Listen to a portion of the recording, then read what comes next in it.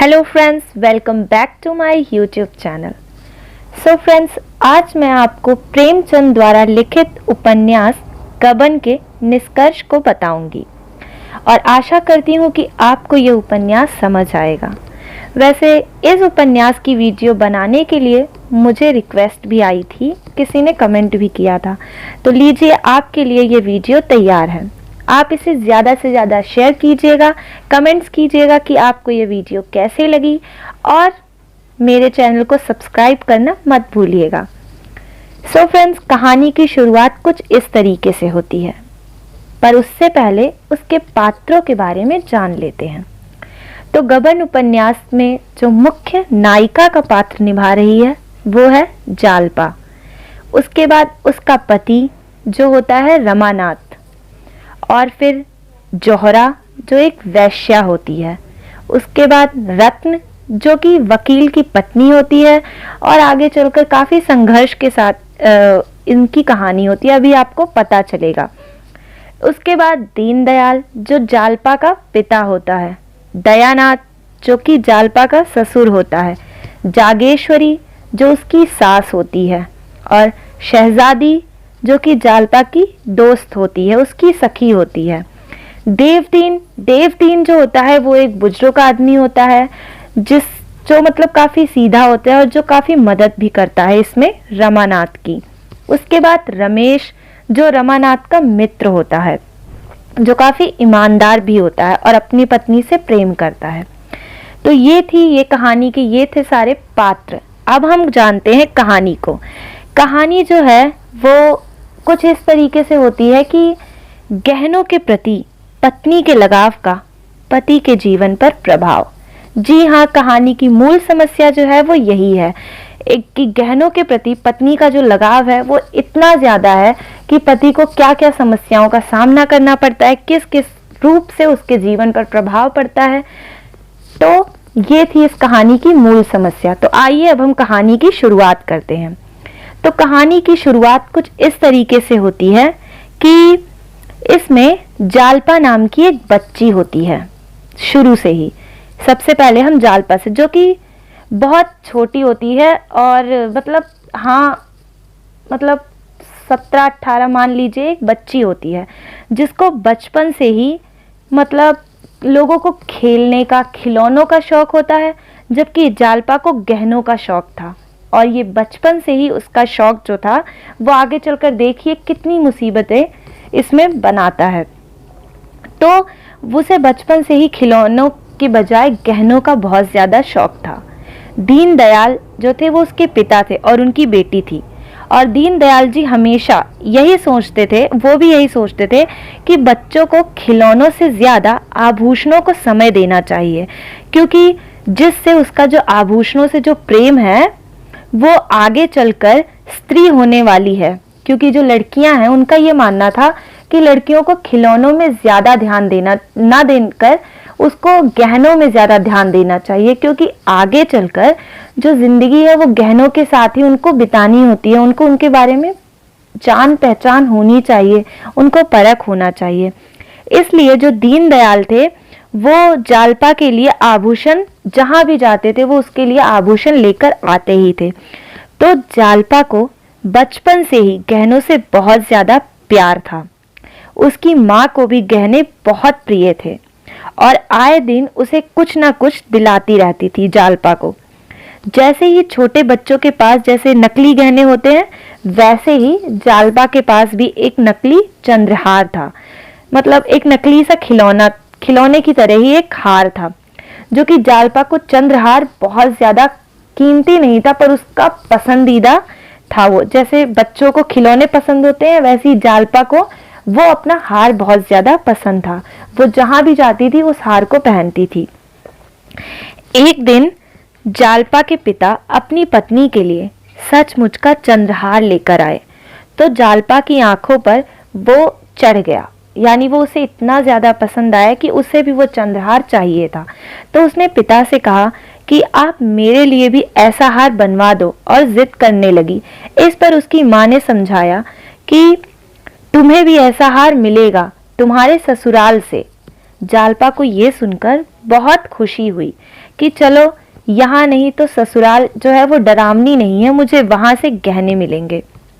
और वो गहनों के लिए अपने अरमान सजाने लगती है, और वो उसके अरमान जो है वो कब पूरे होंगे, इसी की उसकी सारी जो ख्वाहिशें होती हैं जालपा की, वो खुशी खुशी दिन का इंतज़ार करने लगती है, यानी उस दिन का वो इंतज़ार करने लगती है। जालपा जब बड़ी होती है तो उसकी शादी दयानाथ के बेटे रमानाथ के साथ तय हो जाती है। रमानाथ जो होता है वो कोई काम नहीं करता है और एक मध्यवर्गीय परिवार का एक युवक होता है। उसके पिता जो है वो वेतन से जो है उनके घर चलता है, और सभी अपने अपने स्तर पर उस घर पर असंतोष होते हैं। लेकिन दयानाथ जो होते हैं वो एक ईमानदार व्यक्ति होते हैं, और अपनी ईमानदारी के कमाई से ही वो अपने घर को चलाते हैं, और वो रिश्वत नहीं लेते हैं। रमानाथ को उसके पिता की बातें पसंद नहीं आती है, और वो सब कुछ अपने दोस्तों के साथ ही शेयर करता है और आगे बढ़ता है। कभी कभी किसी का सूट मांग लेता है, तो कभी किसी की घड़ी मांग ली, तो कभी किसी के साथ घूमने चला गया, तो कभी किसी का पैसा जो है वो खर्च करवा दिया। रमानाथ जो है वो इसी तरीके से कार्य करता था और काफी ज्यादा लापरवाह युवक था। उसकी जो शादी है वो जालपा से हो जाती है, क्योंकि जालपा के घर वालों को रमानाथ पसंद आ जाता है। दयानाथ के घर वालों को जालपा पसंद नहीं थी, और शादी में दोनों पक्ष बढ़ चढ़ के खर्च करने के लिए तैयार होते हैं। जब जालपा रमानाथ के परिवार में आती है तो रमानाथ जालपा से कह नहीं पाता कि वो लोग बहुत ही मध्यवर्गीय लोग हैं, और जो भी उन्होंने शादी में किया वो सब उन्होंने कर्ज लेकर किया था, यानी जो उसके लिए वो गहने भिजवाए थे वो सब एक कर्ज था, पर ये चीज वो उससे कह नहीं पाते हैं। जालपा की शादी में सब कुछ उसे बहुत अच्छा लगता है, जो गहने आते हैं वो भी बहुत अच्छे लगते हैं, उसे अपना जीवन साथी भी बहुत पसंद आता है। लेकिन तब वो बहुत निराश हो जाती है जब उसे पता चलता है कि शादी में चंद्रहार नहीं आया, यानी वो जिसका ख्वाब सजा रही थी अपनी जिंदगी में कि मेरी शादी होगी तब मुझे चंद्रहार मिलेगा, वही नहीं आया। अब वो काफी ज्यादा उदास हो जाती है। तो चलिए अब देखते हैं आगे क्या होता है। जालपा को इस बात का बहुत ज्यादा ठेस पहुंचता है, बहुत ज्यादा उसे दुख होता है कि उसने अब तक के जीवन में बस यही एक सपना देखा था चंद्रहार का, तो उसे वही नहीं मिला। दोस्तों, गहने चाहे जिसके भी हो ना, पर खासकर औरतों को बहुत ज्यादा पसंद होते हैं, इसीलिए शायद जालपा को भी गहनों का कोई लालच नहीं था।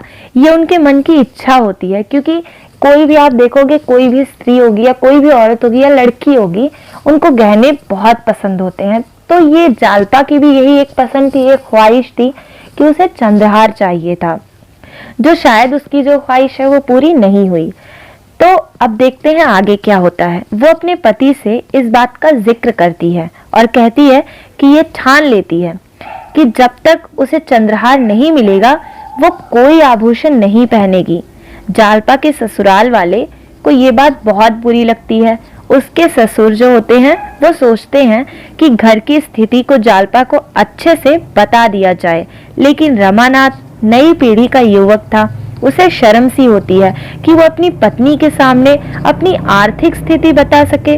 वो जालपा से ये बता नहीं पाता, बल्कि वो उल्टा उसे बढ़ चढ़कर बताता है, यानी वो अपने घर की स्थिति ना बताकर उसे बढ़ा चढ़ाकर बताता है कि वो बहुत अच्छे से रहते हैं, वो बहुत अमीर हैं, उनके अंदर ही अंदर मतलब उनके यहाँ बहुत सारा धन है, वो बहुत ही अच्छे से रहते हैं, ठाट बाट से रहते हैं।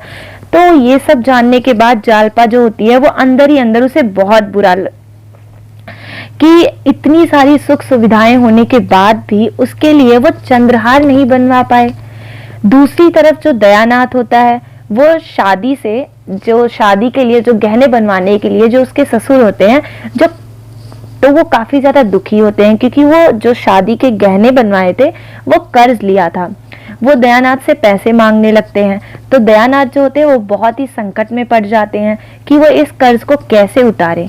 वो अपने बेटे रमानाथ से बात करते हैं और बोलते हैं कि जाओ जालपा से उसके गहने मांग लो, वो हमारे घर की बहू है, उसे घर की स्थिति बता दो, वो जरूर समझेगी। पर रमानाथ मन तो करता, लेकिन वो कैसे बताता। उसने तो अपने घर की इतनी ज्यादा तारीफ की थी अपनी पत्नी से कि हम इतने अमीर हैं, ऐसे हैं, और ऐसी स्थिति में अगर वो जाकर अपने घर की स्थिति को बताएगा तो फिर जो जालपा है वो उसके बारे में क्या सोचेगी। इस स्थिति में रमानाथ जो होता है वो एक दिन क्या करता है कि वो किसी को बिना बताए जो जालपा के गहने होते हैं, जो उसका बक्सा होता है, वो चुरा लेता है। और चोरी करने के बाद वो सारे गहने अपने पिता को दे देता है और बोलता है कि जाइए सारे गहने बेच दीजिए। अब फिर घर में चोर चोर का शोर होता है और जालपा जो होती है वो बहुत दुखी हो जाती है, लेकिन वो अपने मन में इस बात को रहकर शांत हो जाती है, अपने मन में ही रख लेती है कि चलो कोई बात नहीं, मेरे गहने ही तो थे, चले गए। उसका पति फिर उसके लिए गहने बनवा देगा। अब क्या होता है, रमानाथ अपनी पत्नी के प्रेम में नौकरी की तलाश करता है, क्योंकि उसे भी एहसास होता है कि जो उसने किया वो सही नहीं किया, इसलिए वो अब मेहनत करेगा और मेहनत करके वो जालपा के लिए बहुत सारे गहने बनवा देगा। तो वो नौकरी की तलाश करता है और अपने मित्र रमेश की बातचीत करता है।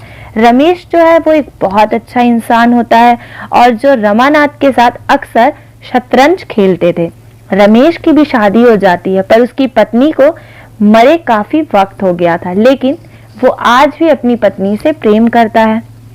अपनी पत्नी की याद में रमेश जन्माष्टमी का त्योहार मनाता है। रमेश बोलता है, तुम काम तो करो और यहाँ पर ऊपरी कमाई भी है, लेकिन हमेशा संयम से रहो। कभी कर्ज और रिश्वत कभी अच्छी चीज नहीं है देती जिंदगी में। रमेश जो है वो रमानाथ को समझाता है कि तुम यहाँ पे नौकरी करो, कोई दिक्कत नहीं है, पर यहाँ पे कर्ज लेकर या रिश्वत लेकर या कुछ ऐसे कार्य मत करना जो आगे चलकर तुम्हें नुकसान पहुंचाए या तुम्हारे आगे चलकर तुम्हें काफी ज्यादा तकलीफ हो, ऐसा कोई कार्य मत करना, नौकरी करो। पर रमानाथ बात को समझ गया। अब उसके काम जो होते हैं वो शुरू कर देता है। धीरे धीरे स्थिति जो होती है वो सही होने लगती है, बदलने लगती है। आदत नई पर उसकी जो आदत थी झूठ बोलने की, वो कैसे जाती। वो अपनी नौकरी को अपनी पत्नी को बताता है कि मेरी नौकरी लग जाती है, पर वहां पे उसको जितने पैसे मिलते थे वो उससे उसको बढ़ा चढ़ा कर जाकर अपनी पत्नी को अपनी तनख्वाह के बारे में बताता है। जालपा जो होती है वो बहुत खुश होती है कि चलो अब उसके पति की नौकरी लग गई, अब उसके गहने को लेकर सारे सपने पूरे होंगे। रमानाथ भी अपनी पत्नी के लिए गहने बनवाना चाहता है, लेकिन उस नौकरी में कोई गुंजाइश नहीं होती है, क्योंकि इतनी तो तनख्वाह ही नहीं थी कि वो गहने भी बनवा सके। अब क्या होता है कि एक दिन उसकी पत्नी अपने दोस्तों को चिट्ठी लिखती है। अपनी जो उसकी दोस्त होती है शहजादी, उसको वो चिट्ठी लिखती है कि उसमें वो अपने दुखों के बारे में लिखती है, अपने जिक्र करती है उस चिट्ठी में। तो उसमें वो जालपा लिखती है कि पता नहीं कैसे लोग हैं, इतने पैसे होते हुए भी मेरे लिए गहने नहीं बनवाते हैं। मैं रोती रहती हूँ, मैं बोलती रहती हूँ, लेकिन मन ही मन में बहुत दुख। मतलब वो अपनी चिट्ठी में अपनी जो दुख होता है अपने चंद्रहार को लेकर वो उसमें व्यक्त करती है, और जो रमानाथ होता है वो जो लेकर जा रहा होता है वो उसे पढ़ भी लेता है। तो उसे भी बहुत ज्यादा दुख होता है, पर जब वो वापस घर आता है, पर वो पोस्ट करके नहीं आता है चिट्ठी को, वो ले आता है साथ में। और जब वो वापस आता है तो जालपा जब उसे देखती है तो वो उससे पूछती है कि क्या तुमने चिट्ठी पोस्ट कर दी। तो वो कहता है नहीं करी। तो जालपा बहुत खुश होती है, तो वो कहती है कि चलो अच्छा किया, नहीं किया, शायद मैं ही बहुत ज्यादा भावुक हो गई थी। तो फिर वो शांत हो जाते हैं। और पर उसे जो उसका पति होता है रमानाथ, उसे बहुत ही ज्यादा आत्मग्लीन होती है कि मैं शायद उसके लिए कुछ नहीं कर पाया हूँ। तो फिर उसके बाद वो काफी ज्यादा शर्मिंदा हो जाता है, उसके आगे अपनी पत्नी से माफी मांगने लगता है। लेकिन रमानाथ को अपनी पत्नी की तकलीफ देखी नहीं जाती। फिर वो उसी से जितनी भी चीजें होती हैं वो छुपा कर कहीं से उधार लेकर जालपा के लिए गहने बनवा देता है। जालपा बहुत खुश होती है और मन ही मन सोचती है कि इस तरह से उसका पति उसके सारे सपने पूरे करेगा। ये वो जानती है। रमा अपनी पत्नी के लिए, रमानाथ जो है वो अपनी पत्नी के लिए गहने बनवा देता है। लेकिन वो कर्ज देने के समय काफी परेशान हो जाता है। बढ़ते बढ़ते स्थिति इतनी ज्यादा खराब हो जाती है कि जालपा की जो दोस्त होती है रतन, वो कंगन बनवाने के लिए उससे भी पैसे लेकर आ जाता है। यानी जो उसकी दोस्त होती है वो उससे भी पैसे उधार लेता है कंगन बनवाने के लिए। उससे ऐसे बोलता है कि मैं तुम्हारा कंगन बनवा दूंगा।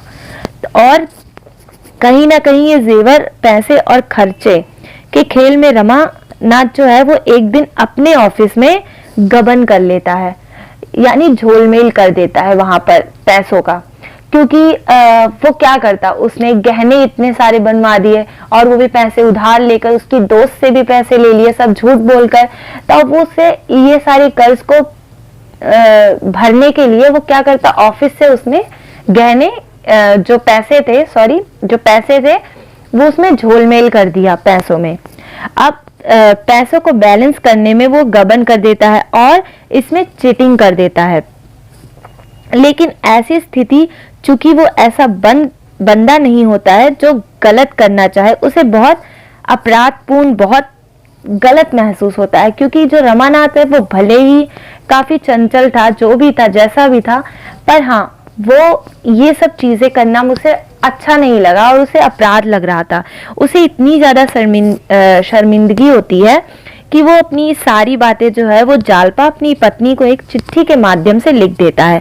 लेकिन जब वो देखता है कि जालपा उस चिट्ठी को पढ़ रही होती है तो वो शर्मिंदगी से चला जाता है वहां से, और वहां से बहुत दूर चला जाता है, कलकत्ता की ओर निकल जाता है। ये जो है, अब ये कहानी का दूसरा मोड़ शुरू हो जाता है, यहाँ से प्रारंभ होता है कहानी का दूसरा मोड़। तो अब आइए देखते हैं इसका दूसरा मोड़। इधर जो जालपा होती है वो अकेली रह जाती है, बहुत परेशान होती है, और वो जितनी भी उसके पास जेवर वगैरह होते हैं वो सब बेचकर, और जितनी भी भरपाई होती है वो अच्छे से सब कुछ कर देती है। और उसे भी बहुत ज्यादा तकलीफ होती है और दिन रात वो अपने पति को ढूंढने लगती है। पर यह है कहानी का दूसरा मोड़ कि अब देखते हैं कि रमानाथ जो है वो शर्मिंदगी के मारे कलकत्ता आ जाता है। अब क्या होता है कि रमानाथ को ट्रेन में एक खटेक बुजुर्ग मिलते हैं जिनका नाम होता है देवी दीन। और देवी दीन जो होते हैं वो रमानाथ को अपने साथ अपने घर ले जाते हैं, और उसके घर जाकर वो उसके बेटे की तरह रहने लगता है, और वहां पर वो एक चाय की दुकान भी खोल लेता है और अपनी जिंदगी को आगे बढ़ाने लगता है। लेकिन उसे जालपा की बहुत याद आती है। उधर जालपा उसे दिन रात ढूंढा करती है। रमानाथ की जिंदगी जो है वो ठीक ठाक चल रही होती है और नए जीवन को वो बिताने की कोशिश करता है। यानी वो नया काम जो है वो शुरू करता है, वो उसी तरीके से जीने लगता है। पर वो सोचता है कि उसके पास जालपा के पास जाएगा, उससे माफी मांगेगा और जिंदगी को आगे बढ़ाएगा, पर ऐसा हो नहीं पाता है। रमानाथ चूंकि डरा हुआ होता है तो पुलिस से भाग रहा था। एक दिन वो पुलिस के शक के घेरे में आ जाता है और घबरा कर जो पुलिस होती है वो सारी बात, अपनी जो बीती होती है वो सब बता देता है। पुलिस जब छानबीन करती है तो उसे पता चलता है कि उस गबन का पैसा जो है वो चुकाया जा चुका है और रमानाथ जो है वो निर्दोष है। ये सब जब पुलिस छानबीन करती है तो उसे पता चलता है। लेकिन जो पुलिस होती है वो एक मुखबर की तलाश थी, यानी एक डकैती हुई थी वहां पर कोलकाता में, तो उसके खिलाफ मतलब कई मुजरिमों को नहीं, कई बेगुनाहों को जो होता है उसमें वो पकड़ लेते हैं पुलिस वाले। तो उन बेगुनाहों के लिए एक उनके खिलाफ बयान देने वाला एक व्यक्ति चाहिए था पुलिस वालों को। तो वो जो चोरी होती है उसके लिए रमानाथ को वो शख्स नजर आता है पुलिस वालों को कि ये बहुत ही शरीफ है, बहुत सीधा है, तो इसको हम इसको खिलाफ, लोगों के खिलाफ गवाही देने के लिए इसका इस्तेमाल करते हैं, जिसे आसानी से फंसाया जा सकता है और ये रमानाथ को फंसा सकते हैं। और वो रमानाथ पर डर और अपनी धौंस जमा कर रमानाथ को अपने जाल में फंसा लेते हैं और वो उसको सरकारी गवाह बना देते हैं। रमानाथ तो जो होता है वो भी उनकी बातों में आ जाता है और उनके कहे अनुसार कुछ लोगों के खिलाफ गवाही दे देता है। जिनमें से एक को फांसी हो जाती है, और जिसे फांसी होती है वो कोई और नहीं, वो वकील होते, जो रतन का पति होता है वो होता है जिसे कि फांसी हो जाती है। और जब उसे फांसी हो जाती है तो मतलब रमानाथ काफी ज्यादा डर जाता है, और इधर दूसरी तरफ जालपा जो होती है वो अपने पति को ढूंढते ढूंढते कलकत्ता पहुंच जाती है और वो देवी दीन के घर रहने लगती है। जालपा को जब ये पता चलता है कि उसके पति ने झूठी गवाही दी है तो वो बहुत ज्यादा दुखी हो जाती है। उसे भी इस सब के बारे में पता चलता है कि रमानाथ जो है वो यहाँ पर कलकत्ते में आकर रह रहे हैं, और फिर उन्होंने किस तरीके से पुलिस के साथ मिलकर बेगुनाहों के लिए उन्होंने झूठी गवाही दी है, और इस तरीके से रतन का जो पति है उसको फांसी हो जाती है। तो इस सब से जो है वो जालपा बहुत ज्यादा दुखी होती है, और अब उसे रमानाथ की आदतें बहुत बुरी लगती है, और उसका वो प्रायश्चित करने के लिए क्या करती है कि जो व्यक्ति फांसी पर चढ़ा था वो उसके घर में जाकर रहने लगती है, और उनके घर में जितने भी लोग होते हैं उनकी सेवा करती है और अपने पति के पाप का प्रायश्चित करती है। फिर इधर दूसरी तरफ रमानाथ को अपनी गलती का बहुत एहसास भी होता है, पर वो क्या करे। तो रमानाथ का जो है वो मन बहलाने फुसलाने के लिए एक जो है वो जोहरा नाम की वैश्या को बुलाया जाता है, और ये जो बुलाते हैं वो पुलिस वाले ही हैं कि इसका मन बहले, उसको बुलाते हैं। जोहरा जो है वो नृत्यकी होती है और उसका नृत्य करके उसके मन को बहलाने का प्रयास करती है और उसे अपने रमानाथ को अपने जाल में फंसाना चाहती है। पर जब वो देखती है कि रमानाथ ऐसा व्यक्ति नहीं है, वो बहुत ज्यादा सीधा, सिंपल और सच्चा है, और वो उन लोगों में नहीं है जो कि सिर्फ किसी को किसी काम के लिए ही याद करते हैं। तो जब जोहरा को ये सब पता चलता है तो वो उसकी मदद करती है और जालपा और रमानाथ का जीवन में वो व्यवस्थित करती है।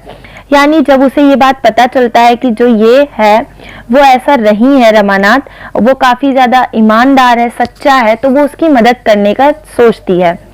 जालपा जो है वो उनकी काफी ज्यादा मदद करती है और उन्हें जो उनकी जो भी स्थिति होती है दोनों की उनके साथ मिलवाती है। अब इधर जो रमानाथ होता है, जब वो जालपा से मिलता है तो उसे वो सारी स्थिति के बारे में बताता है कि उसने किस तरीके से क्या किया, कैसे किया। फिर क्या होता है कि वो जालपा को बताए उससे पहले ही मतलब जालपा बहुत ज्यादा क्रोधित हो जाती है, उसे जाने को कहती है, और जब वो ऐसा करती है तो रमानाथ को बहुत ज्यादा आत्मविलीन होती है और वो ठान लेता है कि अब चाहे जो हो जाए वो जाकर कोर्ट में सब कुछ सच सच बता देगा, क्योंकि वो अपनी पत्नी की नजरों में इतना गिरना नहीं चाहता है और वो ऐसा कोई कार्य नहीं करेगा जो उसे सच में मुश्किलों में डाल दे। फिर वो किसी तरीके से अदालत में पहुंचता है, कोर्ट में, और वहां पर जितने भी निरपराध व्यक्ति जो होते हैं उनके लिए वो बयान देता है और कहता है कि वो अपनी पूरी कहानी बताता है कि उसे किस तरीके से पुलिस वालों ने उसके साथ ऐसा किया और फिर उसे परेशान किया और उसके साथ बोला कि ऐसा नहीं करोगे तो ऐसा हो जाएगा तुम्हारे साथ। वो सब चीज बताता है और इस तरीके से जो उसकी पूरी बात होती है, वो जो वहां का जो जज होता है वो जब सब कुछ सच्चाई जान जाता है तो वो जो अपना निर्णय होता है वो वापस ले लेते हैं। और इसके बाद फिर जालपा और रमानाथ जो हैं वो वापस आकर अपने घर प्रयाग के समीप रहने लगते हैं। तो इस तरीके से यह जो उपन्यास है उसका निष्कर्ष यहीं पर समाप्त होता है। मैं आशा करती हूँ कि आपको यह समझ आया होगा। आपने देखा कि इसमें किस तरीके से जो आखिरी में होता है कि जब उसका एहसास होता है तो वो वापस जाकर सब कुछ बता देता है। जैसे अगर हम देखें तो जो जालपा होती है, जालपा के कारण ही रमानाथ में जो है वो आत्मविश्वास का फिर से उदय हो जाता है, क्योंकि वो काफी ज्यादा गलत कार्य कर रहा था, पर जालपा जब उससे समझाती है, उससे बात करती है तो वो उसमें आत्मसम्मान का आता है। एक ये हो गया, और एक हो गया कि जोहरा जो कि वैश्या होती है, पर वो अपने इस जीवन को छोड़कर सेवा व्रत धारण कर लेती है। और रमानाथ और जालपा भी सेवा मार्ग का अनुसरण करते हैं। जोहरा ने अपनी सेवा, आत्म त्याग और सरल स्वभाव से सभी को मुक्त कर दिया था और रत्न जो है वो मृत्यु को प्राप्त हो जाती है आखिर में, और उसको बचाने के लिए वो गंगा में, प्रयाग के समीप गंगा में डूबते हुए यात्री को बचाते समय ही वहीं पर बह जाती है। पर रमानाथ जो होता है वो काफी कोशिश करता है उसे बचाने की, पर वो आगे बढ़ जाता है, वो नहीं बचा पाता है। जालपा भी पानी में कूद पड़ती है, पर रमानाथ जो है वो आगे बढ़ ना सका और वो वहीं पर चला जाता है। एक शक्ति आगे खींचती है और एक पीछे की ओर, कि वो उसे बचाए या ना बचाए। तो इस तरीके से जो है पूरी कहानी जो है वो एक निचोड़ के रूप में आती है यहीं पर, कि आखिर में सब लोग एक साथ मिल जाते हैं और वो जालपा और रमानाथ जो है वो वापस अपने गांव में चले जाते हैं और सुखी सुखी रहने लगते हैं। तो इस तरीके से ये उपन्यास यहीं पर समाप्त होता है और मैं आशा करती हूँ कि आपको समझ आया होगा।